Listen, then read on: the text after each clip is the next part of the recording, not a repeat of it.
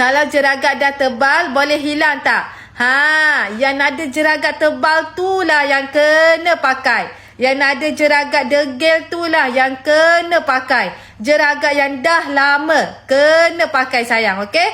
Siapa yang ada masalah jeragat yang sangat susah nak hilang, dah pakai macam-macam tapi tetap juga macam tu, tetap juga tak hilang, kena pakai krim rawatan sayang. Kena pakai set rawatan, okey? Akak tak boleh dah pakai krim biasa, kena pakai krim rawatan, okey?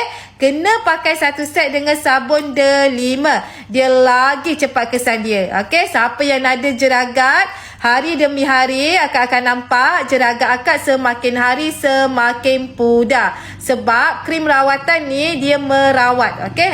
Dia merawat. Bila akak pakai, dia terus meresap ke dalam kulit. Dia merawat daripada akar. So cepat tau sayang. Siapa yang ada jeragat yang tak cuba lagi, akak sangat-sangat rugi tau sayang. Sampai bila akak nak biarkan jeragat bertepek dekat muka tu, okey?